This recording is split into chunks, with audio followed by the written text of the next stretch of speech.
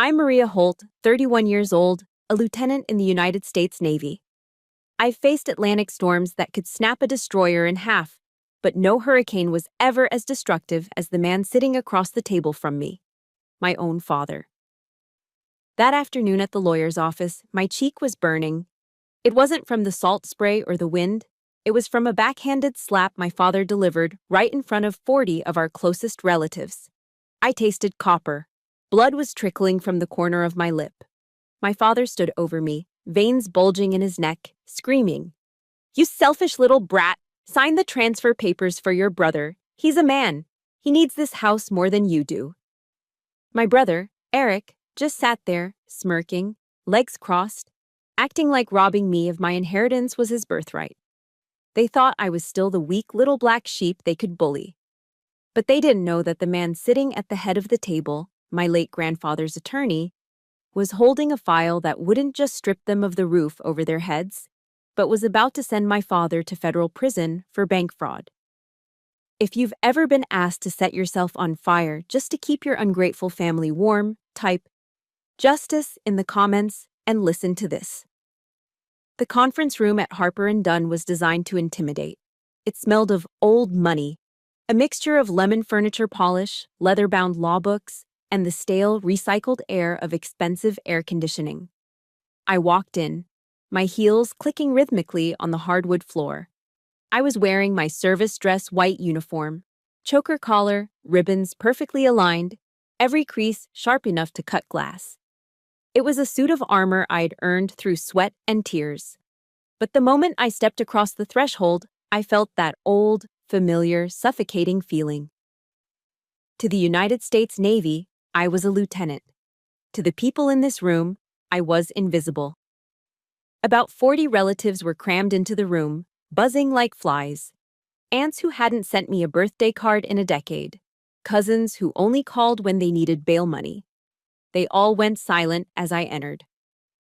Their eyes weren't welcoming. They were calculating. They were vultures circling a carcass, waiting to see what scraps my grandfather, Walter Morgan, had left behind.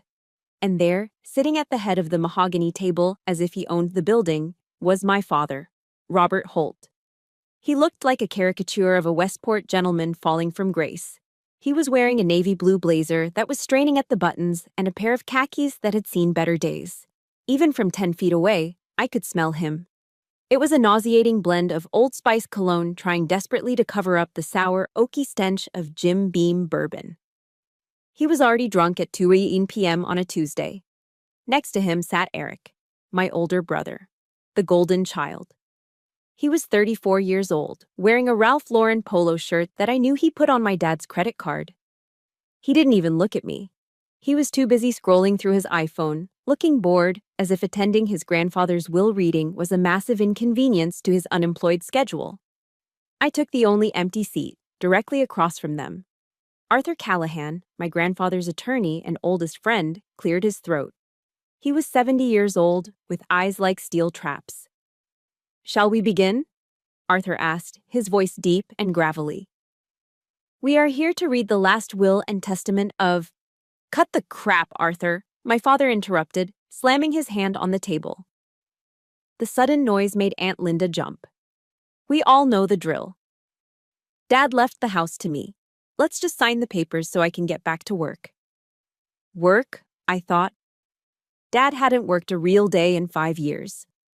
He spent his days driving his leased Ford F-150 around town to keep up appearances. Arthur adjusted his glasses, his expression unreadable.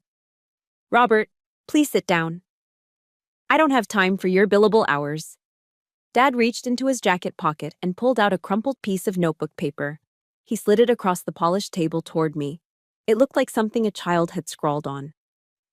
"Sign this, Maria," Dad commanded. He didn't ask. He ordered. I looked down. It was a handwritten note stating that I, Maria Holt, voluntarily relinquished any and all claims to the estate in favor of Eric Holt. I looked up, meeting his bloodshot eyes. "What is this?" "It's a formality," Dad sneered, his lip curling. "You're in the Navy. You have the government taking care of you. You have a cot to sleep on and a mess hall to eat in. You don't need a house in Connecticut. Eric needs it. He's a man. He has a future to build. The sexism was so casual, so practiced, it almost didn't register as an insult. It was just the air we breathed in the Holt house. Eric finally looked up from his phone and gave a small, pitiful shrug, as if to say, "What can you do? I'm just special." "I'm not signing that," I said. My voice was calm, trained by years of shouting commands over the roar of jet engines. "Grandpa wanted me here. I'm waiting for Mr. Callahan to read the will." "You selfish bitch," Dad hissed. The room went deadly silent. "After everything I've done for you, you think you're better than us because of that costume you're wearing?" "It's a uniform, Dad. And yes, I am not signing." He moved faster than I expected for a drunk man. He lunged across the corner of the table. I saw the motion, but I didn't flinch. I wouldn't give him the satisfaction. Crack! His open palm connected hard with the side of my face. The sound echoed off the wood paneling like a gunshot. The force of it knocked me sideways, my chair skidding against the floor. I tasted the hot, metallic tang of blood instantly as my lips split against my teeth. Gasps filled the room. Uncle Bob half rose from his chair but didn't move to help. Eric actually let out a short, sharp laugh. I slowly straightened my chair. I didn't touch my face. I didn't cry. I sat at attention, just like I was taught, staring straight ahead. The stinging sensation on my cheek was unbearable, but the fire in my chest was hotter. "You ungrateful little—" Dad raised his hand again, his face purple with rage. Thump! A massive legal binder hit the heavy table with the force of a gavel. The sound was so loud it stopped my father mid-swing. Arthur Callahan was standing now. He wasn't just an old lawyer anymore, he was a towering figure of judgment. He glared at my father with a look of pure, unadulterated disgust. "Sit down, Robert," Arthur said, his voice dropping to a terrifyingly low register. "Stay out of this, Arthur. She's my daughter. I'll discipline her how I see fit," Dad shouted, trying to regain his composure, adjusting his blazer. Arthur opened the blue folder in front of him. He looked at the blood on my lip, then looked directly at my father. The silence in the room was heavy, suffocating. "Mr. Holt," Arthur said, articulating every syllable with lethal precision. "I strongly suggest you keep your hands to yourself, because you just struck the actual owner of the house you're living in." The stinging sensation on my cheek began to fade into a dull, throbbing ache, but the memory it unlocked was sharper than ever. That slap wasn't an isolated incident, it was the physical punctuation mark on a sentence that had been written since I was 5 years old. Sitting there in that air-conditioned law office, staring at the man who had just struck me, I wasn't seeing the aging alcoholic in a cheap blazer. I was seeing the father who had systematically erased me from his life, one missed milestone at a time. You see, in the Holt household, there were two distinct roles. Eric was the golden child, the fragile prince who needed to be protected from the cruel world. And I was the insurance policy, the backup plan, the one who was low maintenance. It started with the birthdays. I remember my sweet 16 vividly. In Westport, turning 16 is a coronation. Girls in my grade were getting leased Jettas or lavish parties at the country club. I didn't expect a car. I knew we were house poor, living in a mansion we could barely heat. But I expected something. I came home from swim practice that day, hair wet and smelling of chlorine, to find the house dark. Mom was in the kitchen, looking exhausted. There was a store-bought sheet cake from Stop and Shop on the counter, still in the plastic container with the clearance sticker on it. Dad and Eric were in the living room watching the Patriots game. Dad didn't even look up when I walked in. He just yelled, "Maria, keep it down, it's third and long." No happy birthday, no balloons. Just a clearance cake and the flickering light of the TV. Contrast that with Eric. When Eric turned 16, despite having a GPA that started with a decimal point, Dad threw him a catered BBQ in the backyard. He invited half the neighborhood to show off. Eric got a brand new MacBook and a promise of a car if he brought his grades up. He never did. But the real knife in the heart wasn't the material stuff. It was the presence. Throughout high school, I practically lived in the pool. I was the varsity swim captain by my junior year. I woke up at 4:30 a.m. every single morning to train. I smelled permanently of chlorine and determination. I broke the state record for the 100-meter butterfly during the regional championships. I remember standing on the podium, the gold medal heavy around my neck, water dripping from my nose. I looked up into the bleachers, searching the sea of parents cheering for their kids. I saw Sarah Miller's dad waving a giant foam finger. I saw the entire Johnson family screaming. I looked for Robert Holt. I looked for that blue blazer. The seat was empty. Again. He had promised he'd be there. But later, I found out why he wasn't. He was at the principal's office. Eric had been caught smoking pot under the bleachers of the football field during gym class. It was his third strike. He was facing expulsion from the public high school. That night, the house was a war zone, but not at Eric. Dad was screaming at the school district on the phone, threatening to sue them for targeting his son. "He's a sensitive boy," Dad bellowed, pouring himself another glass of bourbon. "This public school environment is too toxic for him. He needs guidance, not punishment." The solution? Dad drained his 401k and took out a second loan to send Eric to Cheshire Academy, a private boarding school that costs $30,000 a year. I was sitting at the kitchen table, doing my AP calculus homework, trying to make myself as small as possible. I looked at my mother. She was washing dishes, her back to me, shoulders slumped. "Mom," I whispered, "I got the gold medal today." She turned around, wiping her hands on a rag. Her eyes were sad, tired, and defeated. She came over and kissed my forehead, but her words were the ones that truly scarred me. "I know, honey. We're proud of you," she sighed, glancing nervously at Dad in the other room. "But please, don't make a fuss right now. Your father is stressed. You're strong, Maria. You've always been the strong one. You can take care of yourself. Eric is weaker. He needs us more. You're strong. He's weak." That was the sentence. That was the justification for every neglect, every overlooked achievement, every dollar siphoned away from my future to pay for Eric's mistakes. Because I was competent, I was punished. Because Eric was a mess, he was rewarded. I know I'm not the only one who has felt this. If you were the strong child who had to grow up too fast while the troublemaker got all the love and attention, please hit that like button right now. And tell me in the comments, what was the moment you realized you were on your own? I read every single one of them. The breaking point didn't come with a bang, but with a quiet, cold realization. It was the summer after graduation. I had been accepted to UConn with a partial scholarship, but I needed a co-signer for a small student loan to cover the rest. I brought the papers to Dad. He laughed. He literally laughed in my face. "I can't sign that, Maria. My credit is tied up with Eric's tuition. You're smart. Figure it out. Get a job." 2 days later, I came home to find a brand new jet ski in the driveway. A graduation present for Eric. That was the day the little girl waiting for her daddy on the bleachers finally died. I didn't argue. I didn't scream. I walked into my bedroom, the room with the peeling paint because they couldn't afford to fix it, and I made a decision. I wasn't going to college in the fall. I wasn't going to stay in Westport and watch them drown in their own dysfunction.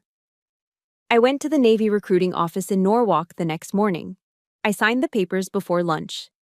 3 months later, the morning I left for boot camp, the house was silent. Dad was hungover, asleep on the recliner. Eric wasn't home. He was probably out partying on the jet ski I helped pay for by simply not existing as an expense. I didn't have nice luggage. I didn't have a trunk. I opened the kitchen drawer and took out a roll of black hefty garbage bags. I packed my entire life into 2 garbage bags. My clothes, my swim trophies, my few books. I cinched the plastic ties tight. As I dragged those black plastic bags down the driveway toward my rusted Honda Civic, I caught my reflection in the car window. I didn't look like a Westport debutante. I looked like trash being taken out to the curb. But as I threw those bags into the trunk and slammed the lid shut, I felt something shift in my chest. It was a cold, hard resolve. "I am never coming back," I whispered to the empty driveway. I thought I was leaving the garbage behind. I didn't realize then that you can drive 1,000 miles away, you can wear a uniform, you can become a warrior. But the ghosts of the people who were supposed to love you will always try to drag you back home. And now, 13 years later, sitting in this lawyer's office, staring at the handwritten note demanding I give up the only thing Grandpa left me, I realized my mother was wrong. I wasn't just strong, I was dangerous. And they were about to find out what happens when the strong one finally fights back. If you have never experienced Naval Station Great Lakes in the dead of winter, you don't know what cold is. It wasn't just a temperature, it was a physical assault. The wind coming off Lake Michigan didn't just chill you, it hunted you.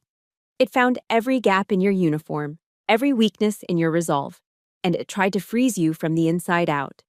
But for me, the cold was a mercy. It numbed the pain of leaving home.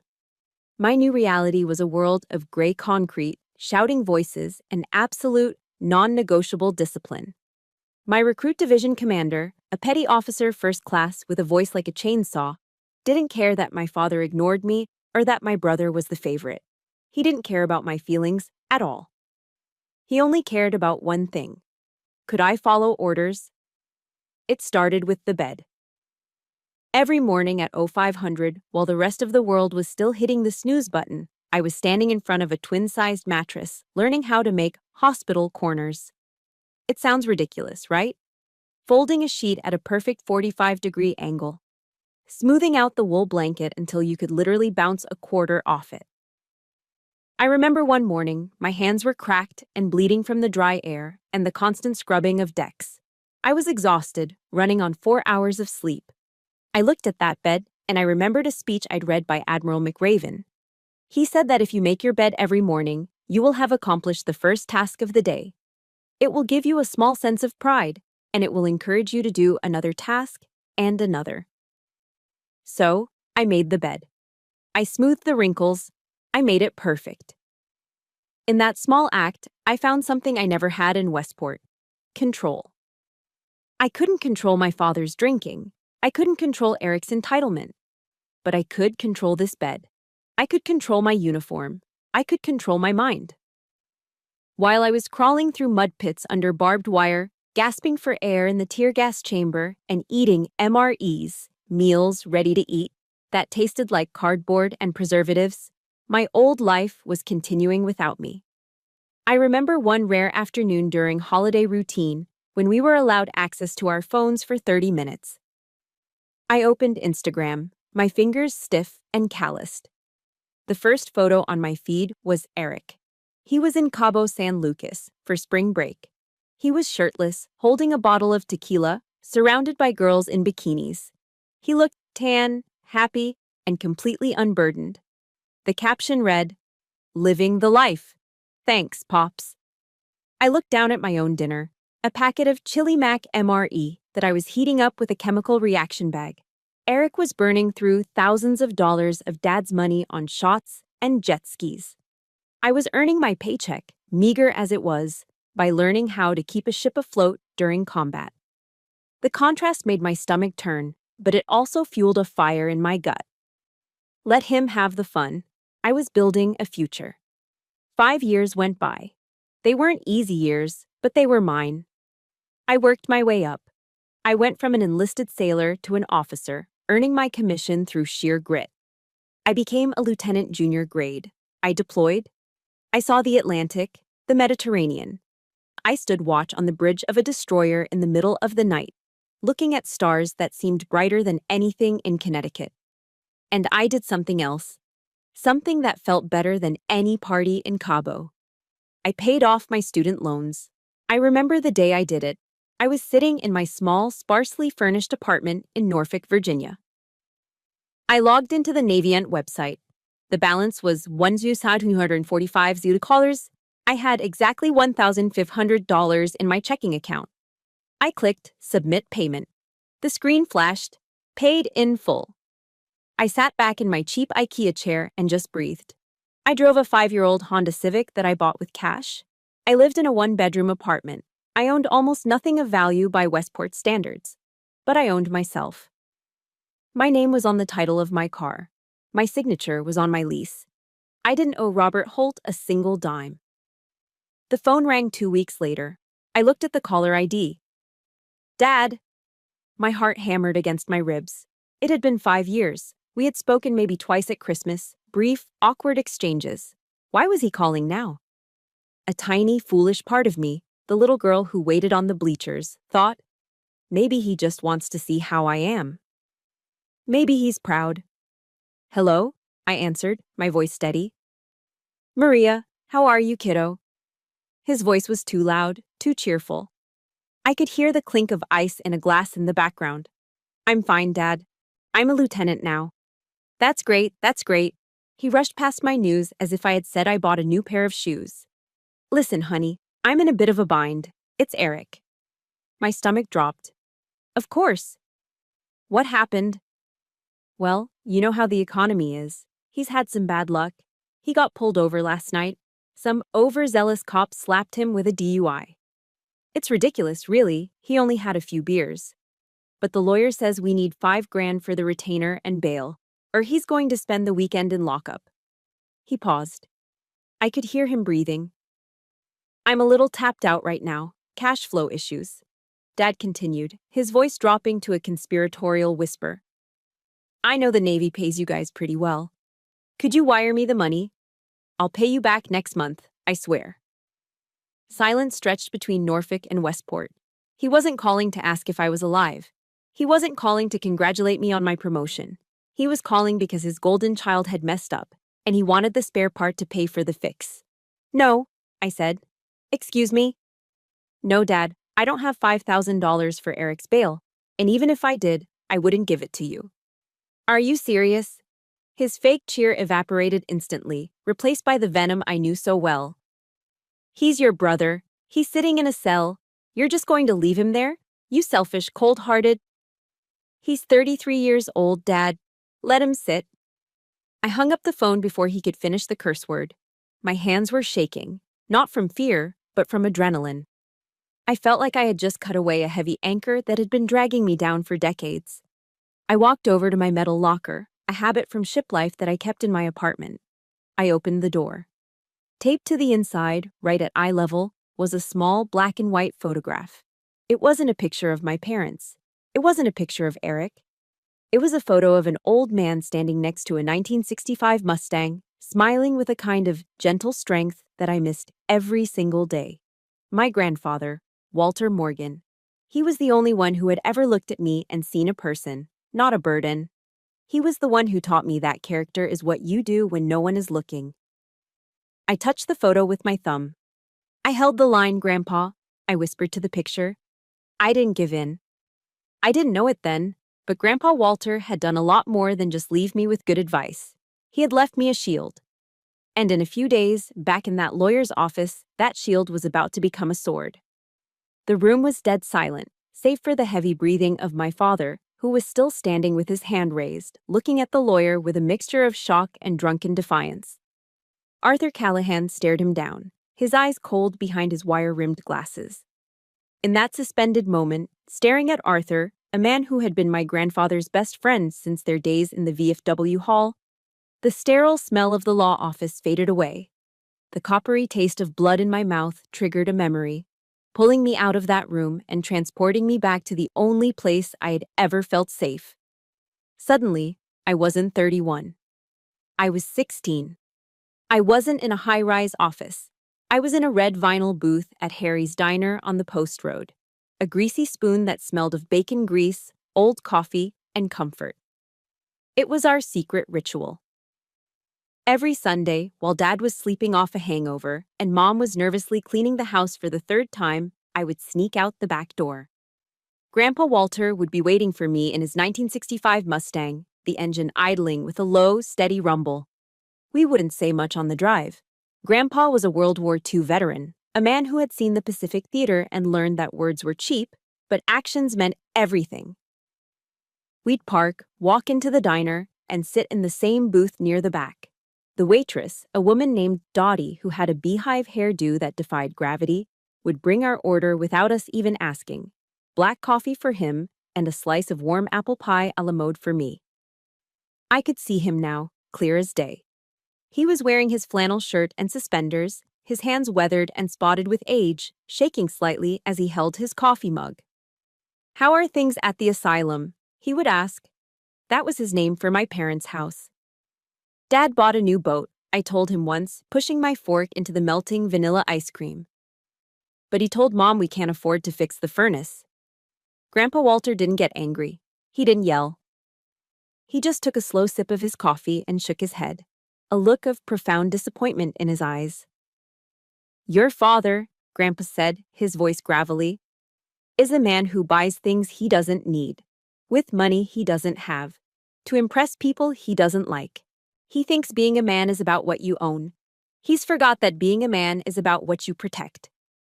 He reached across the table and slid his own scoop of ice cream onto my plate. He knew I loved the ice cream more than the pie. It was a small gesture, but it screamed louder than any "I love you" my father ever failed to say. "Don't be like him, Maria," he told me, looking me dead in the eye. "You have iron in your spine. I saw you swim last week. You didn't quit when you were tired. That's worth more than any boat. Remember, money is just a tool. If you don't control it, it controls you, and right now, it controls your father." I didn't know it then, but in those quiet moments over apple pie, Grandpa wasn't just feeding me dessert. He was evaluating me. He was testing my character against my father's greed. And he had made a decision. Snap. The sound of Arthur Callahan unclasping the thick legal binder brought me crashing back to the present. The smell of bacon and coffee vanished, replaced by the stench of my father's cheap bourbon. Arthur didn't sit down. He remained standing, dominating the room. He looked at my father, then at Eric, and finally, his eyes softened just a fraction as they landed on me.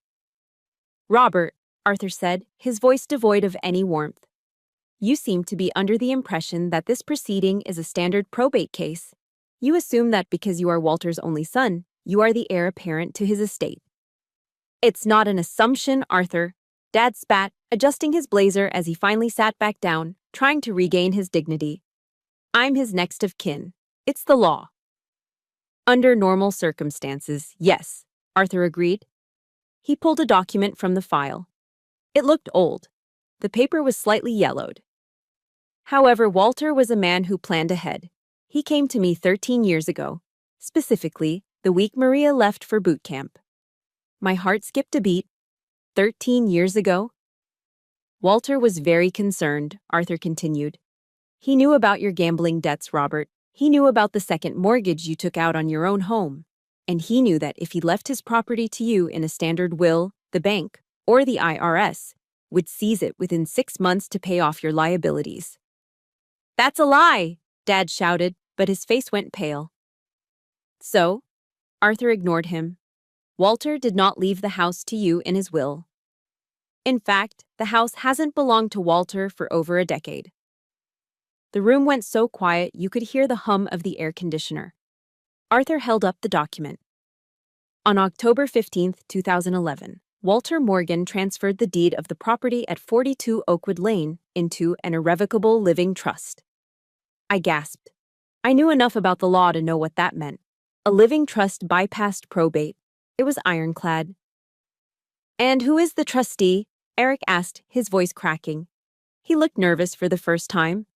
"Is it me?" Arthur looked at Eric with pity, then turned his gaze to me. "The trust was established for the sole benefit of the one person Walter believed had the discipline to maintain his legacy," Arthur said. He picked up a smaller, handwritten letter from the file. "He asked me to read this note before I hand over the keys." Arthur adjusted his glasses and began to read.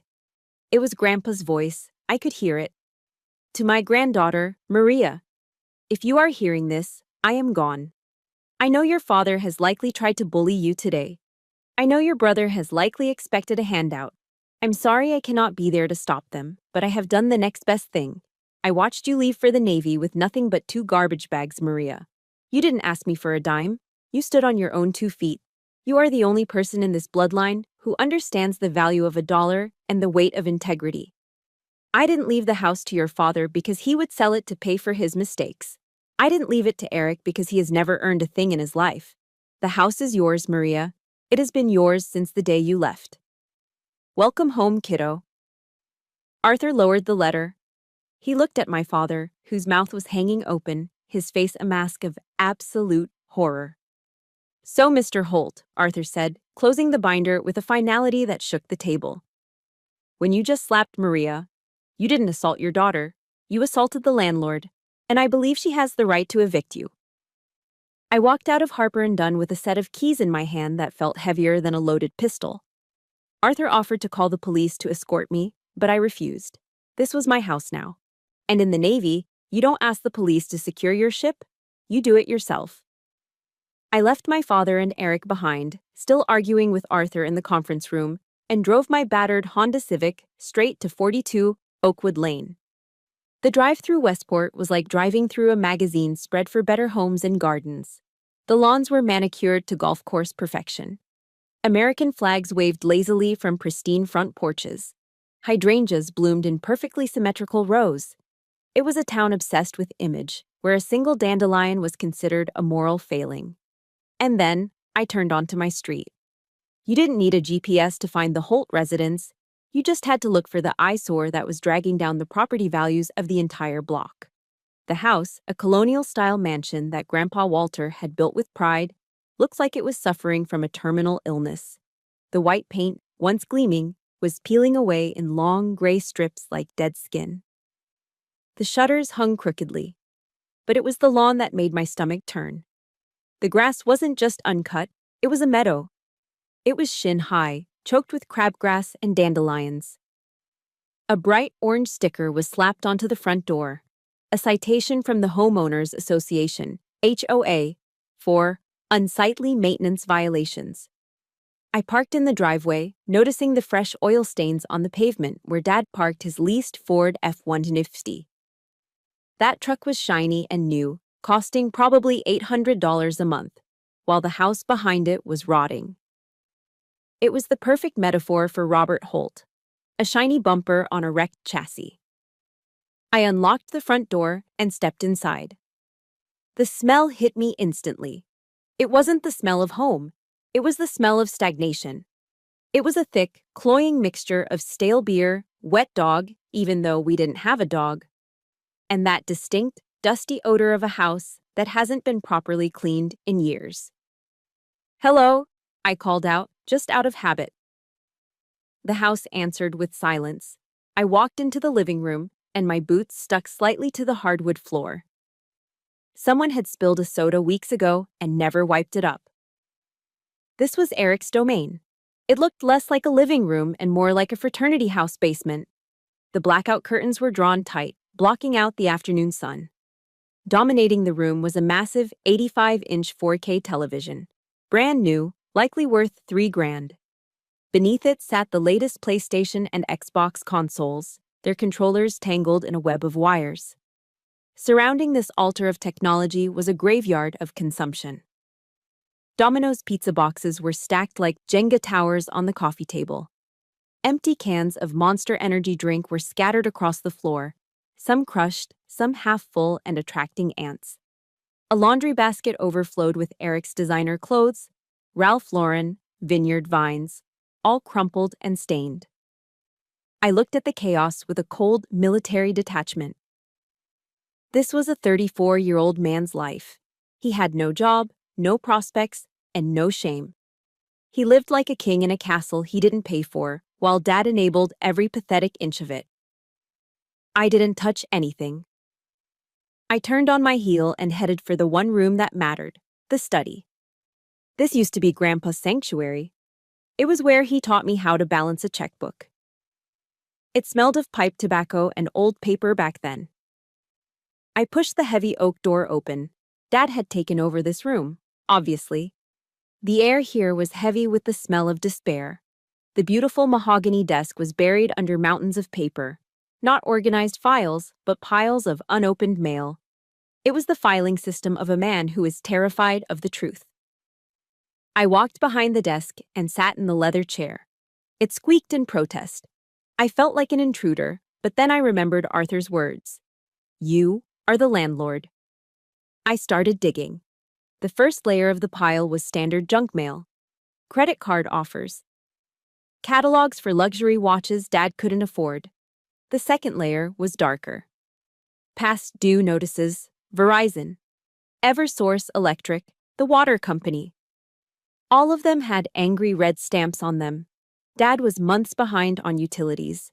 But as I dug deeper, reaching the bottom of the drawer where he had shoved the things he really didn't want to see, my blood ran cold. I found a thick envelope from First National Bank. It had been opened, crumbled, and smoothed back out. I pulled out the letter. The header was in bold, terrifying font. Notice of default and intent to foreclose. I scanned the document, my military training kicking in, looking for the data points. Borrower, Robert Holt. Property, 42 Oakwood Lane. Loan type, HELOC, Home Equity Line of Credit. Outstanding balance, $845,000. I froze. I reread the number. $845,000. Confusion washed over me, followed quickly by a sharp pang of suspicion. Wait, I whispered to the empty room. This doesn't make sense. Arthur had just told me that the house was in an irrevocable trust. That meant Grandpa owned it through the trust, not Dad. To take out a home equity line of credit, you have to own the equity. You have to be on the deed. How could my father borrow nearly $1 million against a house that legally didn't belong to him? I scrambled through the papers, looking for the loan application. I found a copy of the deed attached to the loan documents. My eyes widened. There, at the bottom of the deed transfer, was a signature. Walter Morgan. The date on the signature was 2 years after Grandpa died. My breath hitched in my throat. The realization hit me with the force of a physical blow. Dad hadn't just been irresponsible. He hadn't just been lazy. He had forged a dead man's signature. He had committed federal bank fraud to turn Grandpa's legacy into a personal ATM for his booze and Eric's toys. Outside, the gravel crunched. I heard the distinctive roar of a Ford F-150 engine aggressively revving in the driveway. A car door slammed shut. Then, another. "Where is she?" I heard Dad's voice screaming from the front yard, slurring and enraged. "Where is that ungrateful little traitor?" I looked down at the paperwork in my hand, the evidence of a felony that would put my father in prison for 20 years. I didn't feel fear anymore. I stood up, smoothing the front of my white uniform. I picked up the stack of papers. The inspection was over. It was time for the court-martial. The front door slammed shut downstairs with enough force to shake the floorboards beneath my feet. "Maria!" My father's voice roared from the foyer, a slurred, guttural sound that echoed up the staircase. "Get down here. I'm not done with you." I checked my watch. Based on the heaviness of his footsteps and the stumbling rhythm, I estimated I had less than 2 minutes before he made it up the stairs. 2 minutes. In the Navy, you can launch a counteroffensive in less time than that. I ignored his shouting. I sat in Grandpa's leather chair, my heart rate steady, my eyes locked on the stack of papers in front of me. The document in my hand wasn't just a bill. It was a crime scene. It was a loan application for a home equity line of credit, HELOC, from First National Bank, dated June 14, 2019. I stared at the date. June 2019. My grandfather, Walter Morgan, died in February 2017. I flipped to the signature page. There, on the line marked Owner Borrower, was a signature, Walter Morgan. It was a forgery. And it wasn't even a good one. The handwriting was shaky, mimicking Grandpa's old-fashioned cursive, but I recognized the heavy, aggressive pen strokes. It was Dad's hand. He had walked into a bank 2 years after his own father's funeral and pretended Grandpa was still alive to secure a loan. He must have forged a power of attorney or bribed a notary public. In the state of Connecticut, that's not just fraud. That's identity theft and grand larceny. "He didn't just break the rules," I whispered, my finger tracing the fake signature. "He broke the law." I flipped to the transaction history. If Dad had borrowed nearly $850,000 against the house, where did the money go? The house was falling apart. The roof was leaking. The money certainly wasn't spent on maintenance. I followed the money trail. It was sickening. October 2019, wire transfer, $85,000, BMW of Ridgefield. That was Eric's M3, the one he accidentally wrapped around a telephone pole 3 months later. Dad had told everyone insurance covered it. That was a lie. He bought it cash with Grandpa's equity. November 2019 through present, cash withdrawals, Mohegan Sun Casino. The entries were repetitive and escalating. $5,000. $10,000. One weekend in July showed a withdrawal of $50,000. My father wasn't just a casual gambler, he was a whale. He was hemorrhaging money at the blackjack tables, betting away the legacy Grandpa spent 50 years building. Monthly recurring payment, American Express, $12,400. I looked at the reference number. It was linked to a platinum card. The supplementary card holder, Eric Holt. My brother was living a six-figure lifestyle, dinners in New York City, bottle service at clubs, designer clothes, and he was paying for it with the walls of this house. I felt a cold fury rising in my chest, different from the anger I felt earlier. This was clarity. They hadn't just been mean to me, they were criminals. They were parasites who had hollowed out this family from the inside. If I called the FBI right now, Robert Holt wouldn't just be evicted. He would be facing federal charges. Wire fraud alone carries a sentence of up to 20 years. The realization hit me hard. I wasn't just holding a file, I was holding the button to a nuclear option. I could destroy him. I could send my own father to a federal penitentiary where he'd trade his Ralph Lauren blazers for an orange jumpsuit. I know I'm not the only one who has discovered a betrayal like this. It's a terrible feeling when you realize the people who are supposed to protect you are actually the ones stealing from you. If you believe that fraud is unforgivable, especially when it's family, please hit that like button right now. And tell me in the comments, if you found this evidence against your father, would you call the police? Type yes or no. Thump, thump, thump. The footsteps were in the hallway now, heavy, angry. Don't go in there, Dad, she's crazy. That was Eric's voice, high-pitched and whining, close behind him. Shut up, Eric. This is my house. I'll do what I want. The doorknob to the study rattled violently. It was locked. I had turned the latch the moment I walked in. Open this door, Maria, Dad screamed, pounding on the heavy oak wood. Open it or I'll kick it down. I stood up slowly. I didn't rush. I picked up the HELOC application, the bank statements, and the foreclosure notice. I aligned them perfectly in my hand. I took a deep breath. I checked my uniform one last time in the reflection of the window. I wasn't the scared teenager packing garbage bags anymore. I was an officer. And I was about to confront a hostile insurgent. I said, open it. Bam! The door splintered near the lock. He kicked it again. With a loud crack, the frame gave way, and the door swung open, banging against the bookshelf. Robert Holt stood in the doorway, breathing heavily. His face was a mask of red, sweaty rage. His tie was loosened, his hair disheveled. He looked like a man on the edge of a cliff, though he didn't know it yet. Eric peeked out from behind him, looking terrified, his eyes darting around the room to see what I had touched. Who do you think you are? Dad snarled, stepping into the room, his fists clenched at his sides. You think you can just walk in here and lock me out of my own office? You think that piece of paper Arthur read means anything? I am the man of this house. He took a menacing step toward me, raising his finger to point in my face. You are going to sign that deed transfer, Maria. Right now. Or so help me God, I will. You'll what? I interrupted. My voice was dangerously low. You'll hit me again. You'll forge my signature like you forged Grandpa's. Dad froze mid-step. His mouth opened, but no sound came out. Eric went pale. What did you say? I lifted the file in my hand, holding it up like a weapon. I turned the page so the fake signature was facing them. I know everything, Dad, I said, my eyes locking onto his. I know about the HELOC. I know about the $800,000. I know about the casino runs to Mohegan Sun. And I know you committed federal bank fraud to get it. The color drained from my father's face so fast it looked like he was having a stroke. His arrogance evaporated, replaced instantly by the terrified look of a criminal who realizes the cops have arrived. He stammered, his hands shaking. That's not.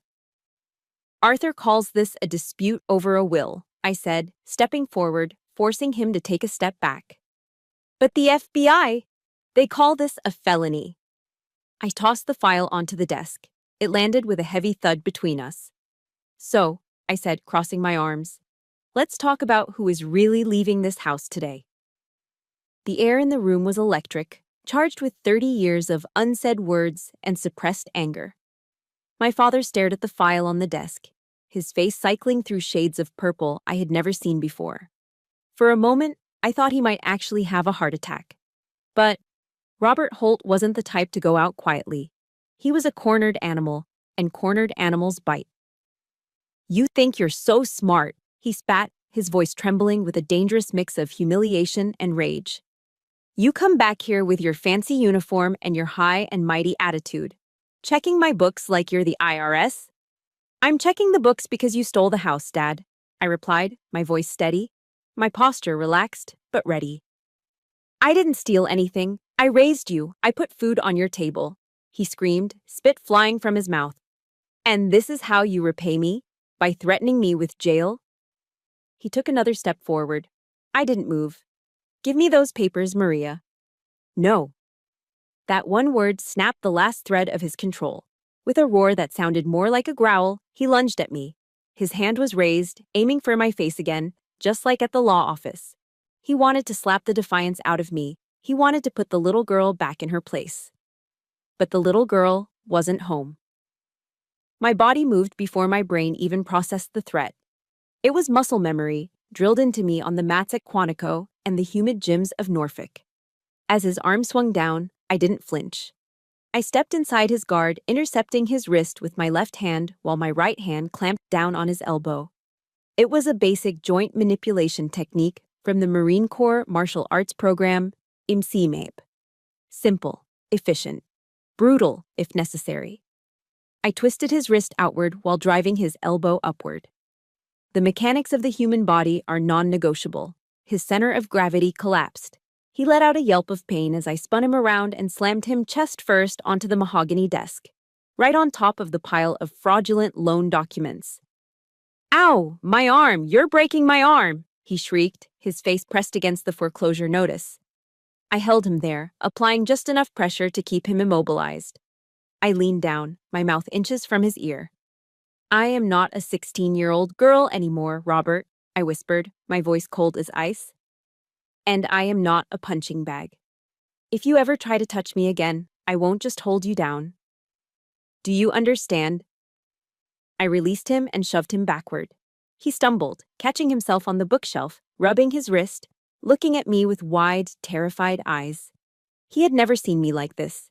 He realized for the first time in his life that he was physically outmatched.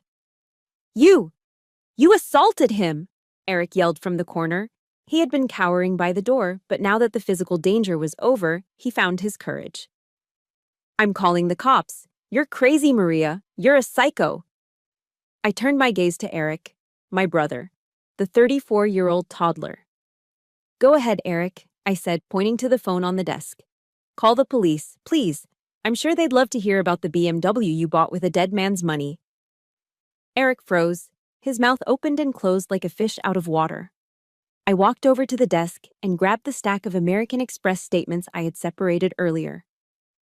You want to talk about rights? You want to talk about what's fair? I threw the stack of papers at him. The sheets fluttered through the air like snow, hitting him in the chest and scattering across the dirty floor. Look at them, Eric, I commanded. Look at your lifestyle. Bottle service at Marquis, dinners at Nobu, weekends in the Hamptons, $12,000 a month. Eric looked down at the papers at his feet, his face flushing red. Dad said he had it covered, Eric stammered, his voice taking on that whining tone I hated. He said it was an investment in my networking. He stole it.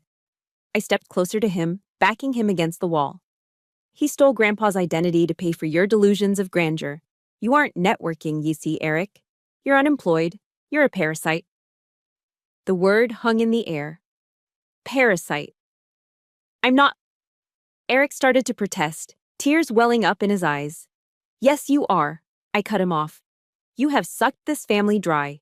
You let Dad commit felonies just so you didn't have to get a job at Starbucks. You watched him drown, and you just asked for more water. I turned back to my father, who was still rubbing his wrist, looking old and defeated. The bluster was gone. The rage was gone. All that was left was a pathetic, scared man who knew the game was over. And you, I said to him, you aren't the landlord. You aren't the patriarch. You're a fraud.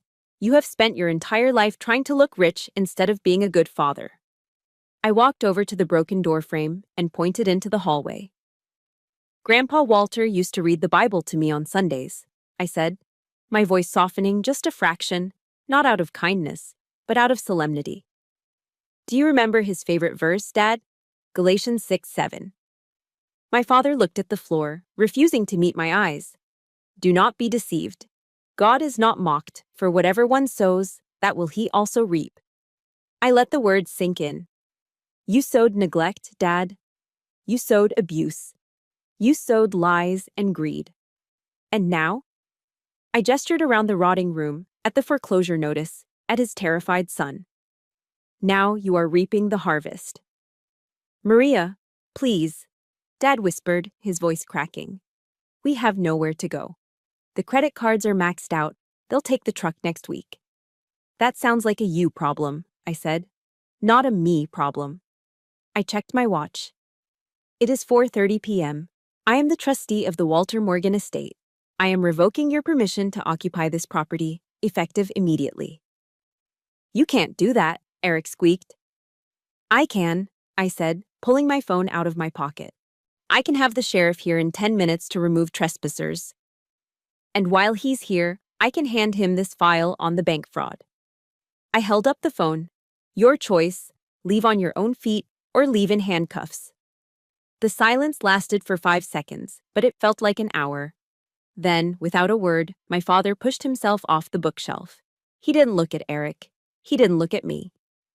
He just walked out of the room, his shoulders slumped, a broken man. Eric looked at me, then at the scattered papers, then at his father's retreating back. You're a bitch, Maria, he muttered, grabbing his car keys. Maybe, I said, watching him scurry out the door.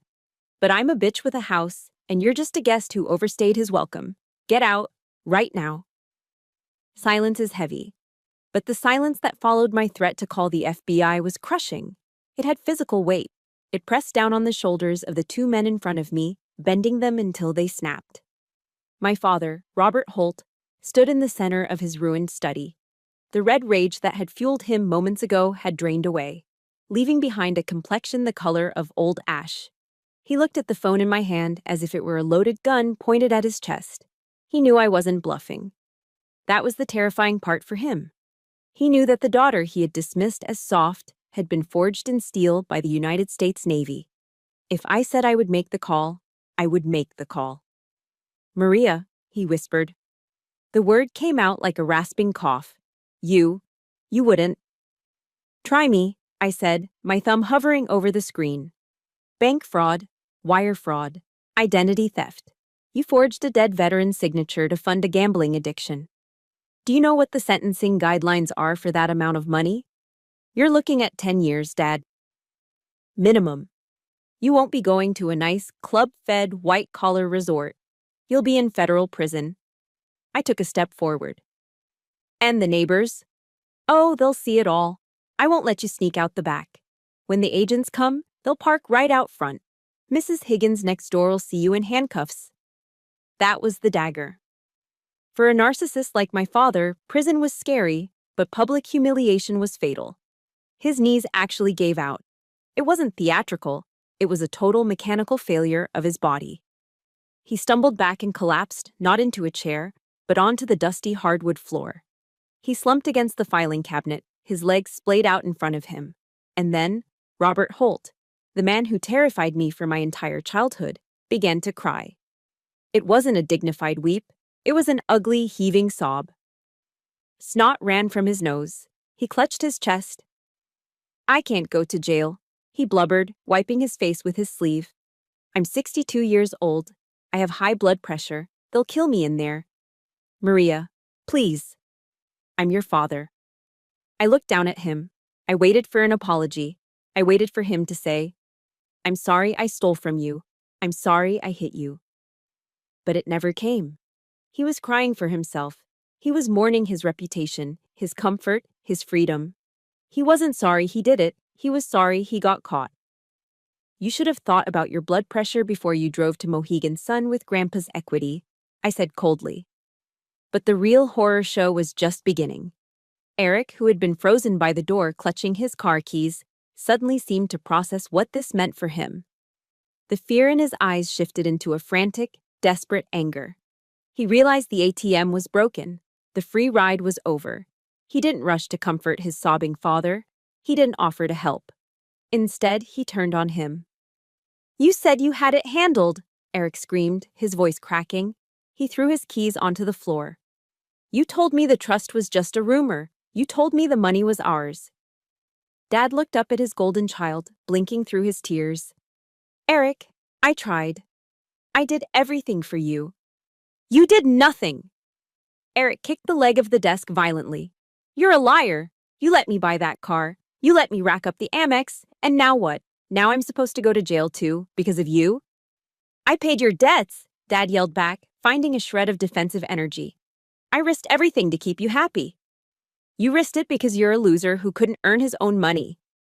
Eric spat the words out like poison. God, you're pathetic. Look at you, crying on the floor like a baby. No wonder Mom was always miserable. I stood there, motionless, witnessing a scene that felt almost Shakespearean in its tragedy. The two villains of my life were tearing each other apart. The golden child was devouring the king. It was the ultimate betrayal, yet it was completely predictable. My father had raised Eric to be selfish, entitled, and lacking in empathy. He had created a monster who believed the world owed him everything. And now, that monster was feeding on its creator. Eric, Dad whimpered, reaching a hand out toward his son. Don't say that. We're a team.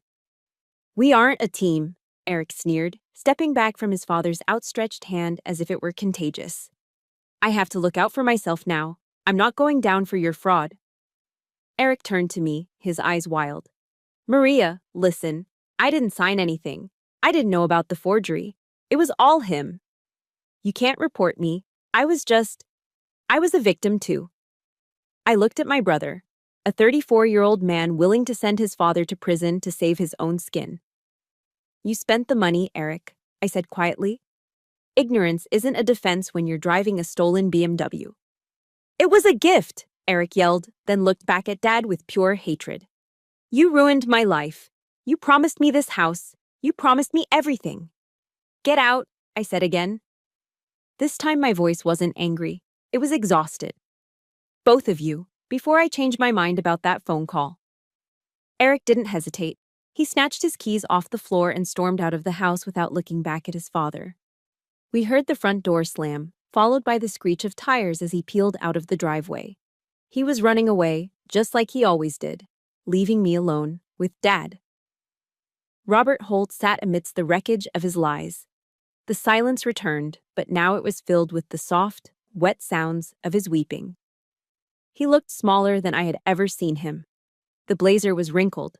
The comb-over in his hair had fallen apart, revealing his bald scalp. He wasn't a monster anymore. He wasn't a patriarch.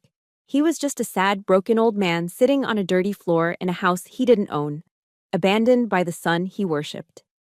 I looked at him, and I expected to feel triumph. I expected to feel the rush of victory. But I didn't. As I watched him sob into his hands, terrified and alone, I felt something far worse than hate. I felt pity. Not the warm pity of compassion, but the cold, distant pity you feel when you see a rabid animal that has finally been put down. He was pathetic, and realizing he was pathetic stripped him of his power over me forever. I lowered the phone. I didn't dial the FBI. Not yet. Get up, I said to him. He looked up confused, his eyes red and swollen. Get up, Robert, I said, using his first name. We're going to the kitchen. We need to talk about your surrender. The late afternoon sun cast long, melancholic shadows across the perfectly manicured grass of Willowbrook Veterans Cemetery. It was quiet here, the kind of quiet you can't find anywhere else, heavy with history and peace. I stood in front of a simple white marble headstone. Walter J. Morgan, U.S. Navy, WQTC. I reached into the pocket of my dress whites and pulled out a quarter. It's a military tradition. A penny means you visited. A nickel means you trained together. A dime means you served together, and a quarter means you were with them when they passed away. I wasn't there when Grandpa died. I was deployed in the Mediterranean. But in spirit, I had never left his side. I placed the coin on the cold stone. It made a sharp clink. I got him, Grandpa, I whispered to the wind. I have him right where you knew he would end up. For the last hour, I had been standing there, wrestling with a decision that felt heavier than the foreclosure notice. I had the power to destroy my father. One phone call to the FBI, and Robert Holt would spend his golden years in a federal cell. It would be justice. It would be vengeance. It would be exactly what the old Maria, the angry teenage girl, wanted. But as I looked at Grandpa's name, I remembered something he told me once when I was furious about Dad missing my swim meet. Maria, he had said, puffing on his pipe, strength isn't about how hard you can hit. It's about how much you can lift. Sometimes the heaviest thing you have to lift is someone who has fallen. I thought about the Bible verse that had been echoing in my head. Psalm 27:10. When my father and my mother forsake me, then the Lord will take me up. I had been forsaken, I had been abandoned, but I had also been lifted up by the Navy, by Grandpa, by my own resilience. I didn't need to destroy my father to prove I was strong. I was already strong. Destroying him wouldn't fix the house. It wouldn't heal the past. It would just leave me with a ghost in a cage. I took a deep breath, inhaling the scent of damp earth and pine. I knew what I had to do. It wasn't forgiveness, not yet. It was something harder. It was discipline. I drove back to 42 Oakwood Lane. The sun was setting, painting the rotting house in a deceptively warm orange glow. I walked into the kitchen. My father was sitting at the scratched wooden table. He hadn't moved. He wasn't drinking. He looked small, deflated, like a balloon that had lost its helium. He looked up when I entered, terror flashing in his eyes. He was waiting for the sirens. I sat down opposite him. I didn't yell. I didn't threaten. I placed a single sheet of paper on the table. It wasn't a police report. It was a handwritten contract I had drafted in the car. I'm not calling the FBI, Dad, I said quietly. His shoulders slumped and a sob escaped his throat. Oh, thank God. Maria, thank you. I promise. I'll... Stop. I cut him off, raising a hand. I'm not calling them yet. This isn't a pardon, Robert. It's a parole agreement. He wiped his eyes, looking confused. What? What does that mean? It means you aren't going to prison, but you are effectively under house arrest. My house, my rules. I tapped the paper. Item 1, I began, my voice carrying the authority of an officer briefing a subordinate. You are selling the Ford F-150, tomorrow. You can't afford the lease, and you don't need a truck to drive to the liquor store. You will use the proceeds to pay off the immediate interest on the HELOC, so the bank doesn't take the house next week. Dad nodded frantically. Okay, yes, I can do that. Item 2, I continued. The master bedroom is no longer yours. That is the owner's suite. Since I am the owner, I will decide what to do with it. You are moving your things into the downstairs guest room. It's smaller, but it's warm. It's more than you deserve. He flinched, his pride taking a hit, but he didn't argue.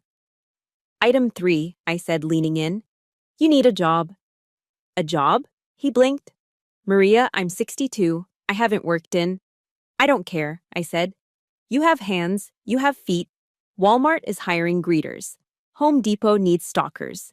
You are going to get a minimum wage job, and every single paycheck will be garnished by me to pay back the equity you stole from this estate. But what will people say? He whispered, the old vanity creeping back in. They'll say you're an honest man trying to fix his mistakes, I countered. Or they can say you're a felon in federal prison. Pick one. He lowered his head. I'll get a job. Good, I sat back. And finally, Eric, Dad looked up, hope flickering in his eyes. Can he come back?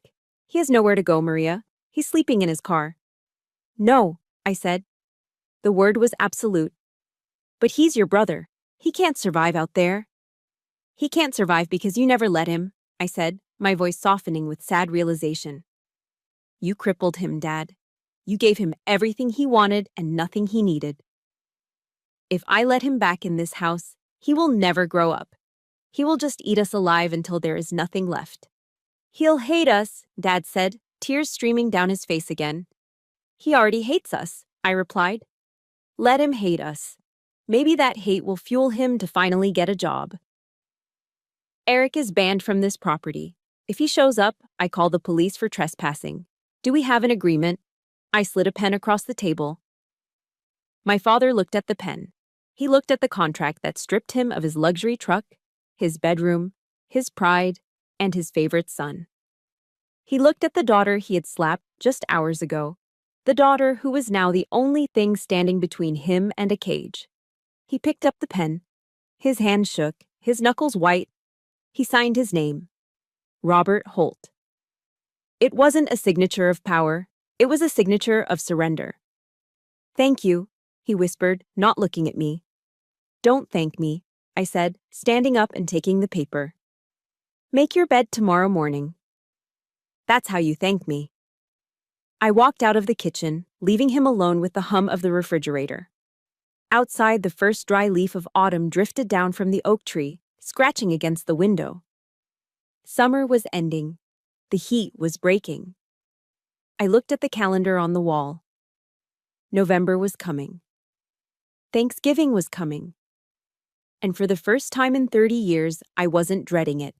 I had torn the house down to its foundation, and now, brick by brick, I was going to rebuild it. If you live in New England, you know that the air changes in late November. The humidity of summer vanishes, replaced by a crisp, biting chill that smells of wood smoke and dried leaves. It's a season that forces you to seek warmth, not just from a furnace, but from the people around you. 3 months had passed since the showdown in the study. 3 months since the treaty of the kitchen table. I stood on the front porch of 42 Oakwood Lane, holding a mug of hot apple cider. The house didn't look like a foreclosure waiting to happen anymore. The peeling paint had been scraped and primed. The knee-high jungle of crabgrass was gone, replaced by a lawn that had been raked clean of autumn leaves. It wasn't perfect. The shutters still needed a fresh coat of black paint. But it looked cared for. It looked respected. Inside, the house smelled the way a home is supposed to smell on the fourth Thursday of November. It was a rich, savory symphony of roasting turkey, sage stuffing, caramelized onions, and the sweet, spicy scent of pumpkin pie. I walked back inside, wiping my boots on the mat. The TV in the living room was on low volume, broadcasting the Lions game, a Thanksgiving tradition that was as reliable as the sunrise. But the room itself was different. The mountains of pizza boxes were gone. The blackout curtains were open, letting in the pale afternoon light. And in the kitchen, standing over the oven with a pair of oven mitts, was my father. Robert Holt looked different. The navy blue blazer with the gold buttons was gone, likely sold at a consignment shop in Fairfield. He was wearing a simple flannel shirt tucked into a pair of Levi's that were a little loose around the waist. He had lost weight. He looked tired, yes. There were dark circles under his eyes, but he also looked solid. Hey, he said, pulling the 20-pound bird out of the oven. Steam billowed up, fogging his glasses. Check the temperature on this for me, will you? My eyes aren't what they used to be. Sure, Dad, I said, grabbing the meat thermometer. My back is killing me, he groaned. But there was a strange note of pride in his voice. We had a double truck shipment at the store yesterday, Black Friday prep. I hauled 50 cases of flat-screen TVs before lunch. Walmart keeps you busy, I said, checking the turkey. It's perfectly cooked, 165 degrees.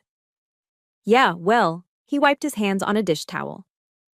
The manager, distinct kid named Jason, said I'm the only one who actually greets customers like they're human beings. Might make me a shift lead next month. It's an extra $1.50 an hour. I looked at him. 3 months ago, this man thought manual labor was beneath him. He thought an hourly wage was an insult. Now, he was bragging about a potential promotion at Walmart. He was working 40 hours a week, standing on concrete floors, earning his keep. He paid me rent every Friday, cash, to cover his share of the utilities and the debt he owed the estate. It wasn't a lot of money, but it was honest money. "Let's eat," I said. We sat at the dining room table. It wasn't set with the fancy china. We didn't need to impress anyone today. Just simple plates, the turkey, a bowl of mashed potatoes, and a can of jellied cranberry sauce because that was the only kind Dad liked. Dad picked up the carving knife. His hands, once soft and manicured, were rough now. He sliced the meat with a focus I hadn't seen in years. He poured us both a glass of iced tea. He had been sober for 88 days. "Maria," he said, putting the knife down. He didn't look at his food. He looked at me. His eyes were clear, free of the glassy haze of bourbon. "Yeah, Dad." "I want to say grace," he said. We bowed our heads. "Lord," he began, his voice raspy. "Thank you for this food. Thank you for this roof." He paused, swallowing hard. "And thank you for my daughter. Thank you for giving her the strength to stop me when I couldn't stop myself. I'm sorry, Maria, for everything. For the lost years. For the fraud. For not being the father you deserved." The silence that followed wasn't heavy like it used to be. It was peaceful. "Thank you, Dad," I whispered. "I forgive you." And I meant it. I didn't forget, but I forgave. Because looking at him now, I realized that my grandfather was right. People can change, but sometimes they need to hit the ground hard enough to break the shell they've built around themselves. Just then, headlights swept across the dining room window. I stood up and walked to the window. A battered, 10-year-old Toyota Corolla was pulling into the driveway. It had a dent in the rear bumper, and the muffler was hanging a little low. It was an ugly car. But the man stepping out of it wasn't the golden child in a Ralph Lauren polo. Eric was wearing a gray mechanic's jumpsuit with a patch that said Mike's Auto Body on the chest. His hands were stained with grease that no amount of scrubbing could fully remove, the mark of a working man. He looked thinner, too. The softness in his face was gone, replaced by a leaner, hungrier look. He reached into the back seat and pulled out a white bakery box. "He came," Dad said, standing behind me, his voice trembling slightly. "I told him he could come for dinner," I said, watching my brother walk up the path.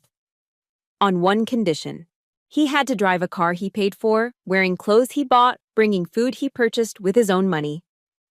Eric stopped at the front door. He looked nervous. He adjusted his collar, took a deep breath, and knocked. I opened the door. My brother looked at me. There was no arrogance left in his eyes, just a quiet, tentative hope. "Hey, Maria," he said, holding up the box. "I brought an apple pie. It's not homemade, but I bought it, with my paycheck." "Apple pie is perfect," I said, stepping aside. "Come in, Eric. Dinner is ready." He walked in, the smell of grease and hard work following him, mixing with the smell of the turkey. He saw Dad standing in the hallway. They looked at each other, two men who had lost their fake kingdom but found their real footing.